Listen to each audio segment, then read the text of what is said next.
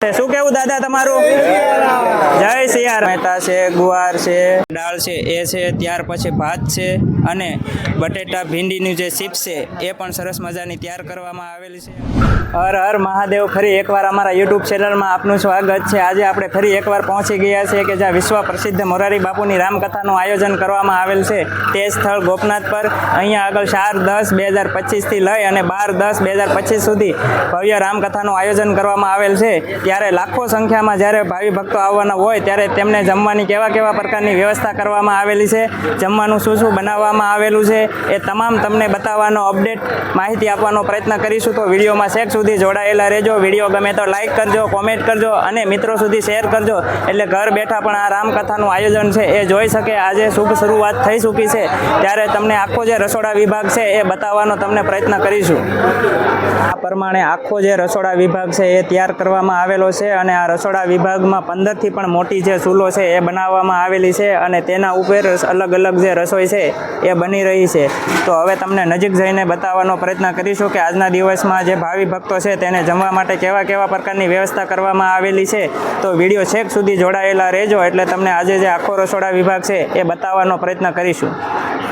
રસોઈ બનાવવા માટે જે અલગ અલગ મસાલાનો ઉપયોગ થાય છે એ બધો જ મસાલો છે એ અહીંયા લાવી અને મૂકવામાં આવેલો છે. તમે જોઈ શકો છો કે રાઈ છે, જીરું છે, હળદર છે, એ તમામ મસાલો છે એ રસોઈ બનાવવા માટે અહીંયા ફૂલ સ્ટોક કરવામાં આવેલો છે. અને બાજુમાં તમે જોઈ શકો છો કે જે બટેટા છે તેમનો પણ ફૂલ સ્ટોક કરવામાં આવેલો છે. પ્રમાણે છે મોટી રોટલીઓ તૈયાર થઈ રહી છે. તમે જોઈ શકો છો કે જ્યારે મોટી સંખ્યામાં ભાવિ ભક્તો આવવાના હોય ત્યારે આ પ્રમાણે એક સાથે રોટલીઓ છે એ બની રહી છે અને પૂરતા પ્રમાણમાં રોટલી મળી રહે તેના માટે ઝડપથી લોટ બંધાય તે માટે આમ રીતે ઓટોમેટિક મશીન છે એ પણ લોટ બાંધવાનું અહીંયા તૈયાર છે અને તેના દ્વારા જે લોટ છે એ બંધાઈ રહ્યો છે અને આ પ્રમાણે અલગ અલગ ચૂલોથી રોટલીઓ બની રહી છે. સરસ મજાના મસાલા સાથે દાળ છે એ બનાવવામાં આવેલી છે. માટે છે એ છાશ છે એ સરસ મજાની તૈયાર થઈ રહી છે. મશીન દ્વારા છાશ બનાવવામાં આવે છે અને અહીંયા જે આ સ્વયંસેવકો છે એ છાશ બનાવવાનું કામ કરી રહ્યા છે. શું કેવું દાદા તમારું? જય સિયારામ. હર હર મહાદેવ. શાકભાજીનો છે એ ફૂલ સ્ટોક થઈ ગયો છે. તમે જોઈ શકો છો કે ટમેટા છે, ગુવાર છે, રીંગણા છે, એ અલગ અલગ જે શાકભાજી છે એ બધું જ લાવી અને મૂકવામાં આવેલું છે.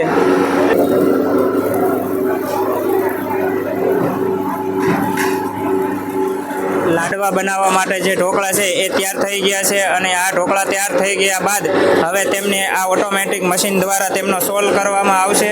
ઝીણો જે ભૂકો થઈ જશે તેમને ત્યારબાદ તેમાંથી જે લાડવા છે એ બનાવવામાં આવશે. આટાનું શાક છે એ બની રહ્યું છે, ભાત છે એ તૈયાર થઈ રહ્યા છે. તમે જોઈ શકો છો કે જ્યારે મોટી સંખ્યામાં ભાવિ ભક્તો આવવાના હોય તેમને પૂરતા પ્રમાણમાં ભાત મળી રહે તે માટે આ મોટા જે તવો છે તેમાં ભાત તૈયાર કરવામાં આવી રહ્યા છે. રસોઈ બની ગયા બાદ હવે તમે જોઈ શકો છો કે આ પ્રમાણે જે ભાવિ ભક્તો છે તેમને જમવાની વ્યવસ્થા કરવામાં આવેલી છે.